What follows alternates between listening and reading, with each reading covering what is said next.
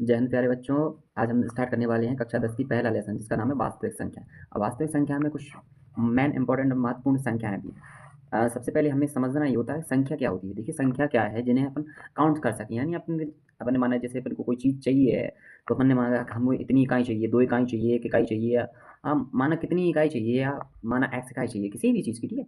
अब सबसे पहले मेन महत्वपूर्ण आती है संख्या, तो समझ में आ गया, जो काउंट कर सकें या जो ना कर सकें, या जिन्हें अपन बता सके कि हाँ हमने इतने सेब देखे थे वहाँ, इतने आदमी देखे थे वहाँ। इस प्रकार तुम बता सको, वो सब संख्या है। अब संख्याओं में क्या होता है, कुछ नाम है संख्याओं के, जैसे फर्स्टली आए तो यहाँ है प्राकृतिक संख्या। क्या प्राकृतिक संख्या, इसे अंग्रेजी में बोलते हैं नेचुरल नंबर। अब नेचुरल नंबर क्या है, 1 2 3 डॉट डॉट असंख्य या अनंत। इसे दो प्रकार से बोल सकती है, या तो अनंत बोल सकते हैं आप, या असंख्य बोल सकते हैं। इसके बाद आती है पूर्ण संख्या। अब पूर्ण संख्या क्या है, प्राकृतिक संख्या है। प्राकृतिक संख्याओं में क्या जीरो शामिल करना है, ओनली जीरो, यानी यहाँ एक के पहले अपन ने जीरो लिख दिया, फिर 1 2 और 3 और डॉट डॉट डॉट, यहाँ भी अपन असंख्य तक कर सकते हैं। लेकिन इन दोनों में सेम क्या है, प्राकृतिक संख्याओं में जीरो नहीं होता है, अपितु पूर्ण संख्याओं में जीरो होता है। अब इसके बाद आते हैं पूर्णांक। पूर्णांक भी दो प्रकार के होते हैं। सबसे पहले धन पूर्णांक और ऋण पूर्णांक। धन पूर्णांक जैसे हमने लिखा यहाँ 5 और यहाँ लिखा -5, इन दोनों में समझ में आ गया। अब एक क्वेश्चन करता हूँ आपसे, यहाँ सिंपल सा एक क्वेश्चन है, कमेंट में ज़रूर बताना।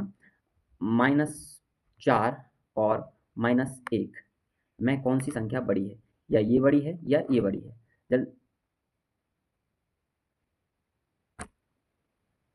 जल्दी से बताना, ठीक है। तो जल्दी से बताओ। अब इसके बाद आते हैं अपन अभाज्य संख्या पे। अभाज्य संख्या क्या होती है कि आपने किसी भी संख्या में, देखो एक से तो हर कोई संख्या डिवाइड हो जाती है, यानी भाग चला हो जाता है, बट अभाज्य संख्या के लिए दो से अधिक संख्या, यानी एक के अलावा दो से अधिक संख्या, जैसे हमने यहाँ पे एक संख्या ली है, जैसे हम संख्या लें एक 4, यहाँ लिखी हमने संख्या एक 8 संख्या ली, 8 संख्या को अपन 2 से भाग कर सकते हैं, 4 से भाग कर सकते हैं। यहाँ देखिएगा यहाँ अपन दो 8 संख्या को 2 से भाग कर सकते हैं, 2 से भाग 8 में दे सकते हैं, 4 से भाग 8 में दे सकते हैं, और यहाँ पे अपन 8 से भी भाग 8 में दे सकते हैं, और 1 से भी भाग 8 में दे सकते हैं। तो ये दोनों चीज़ कॉमन रहती है, यानी इनके अलावा, यानी स्वयं और एक के अलावा दो संख्याएं और चाहिए, ये हैं तब वो भाज्य होगी। अगर ये दोनों संख्या नहीं है तो वो संख्या अभाज्य होगी। ये दोनों चीज़ें समझ में आ गई होंगी। अगर ना समझ में आई हो तो कमेंट में दोबारा बताएं। ये मेरा फर्स्ट वीडियो है, और जैसा भी आप लोग परफॉर्मेंस देंगे, लाइक करेंगे, सब्सक्राइब करेंगे, तो और आगे वीडियो आते रहें। अब बात आती है सम संख्याओं और विषम संख्याओं की।